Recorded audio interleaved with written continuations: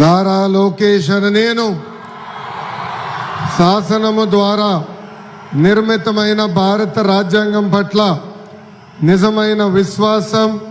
విధేయత చూపుతానని, భారతదేశ సార్వభౌమ అధికారాన్ని సమగ్రతను కాపాడుతానని, ఆంధ్రప్రదేశ్ రాష్ట్ర మంత్రిగా నా కర్తవ్యాలను శ్రద్ధతో అంతర్గత శుద్ధితో నిర్వహిస్తానని, భయం కానీ పక్షపాతం కానీ రాగద్వేషాలు కానీ లేకుండా రాజ్యాంగాన్ని శాసనాలు అనుసరించి ప్రజలందరికీ న్యాయం చేకూరుస్తానని దైవ సాక్షిగా ప్రమాణం చేస్తున్నాను. నేను నారా లోకేష్ అనే నేను ఆంధ్రప్రదేశ్ రాష్ట్ర మంత్రిగా నా పరిశీలనకు వచ్చి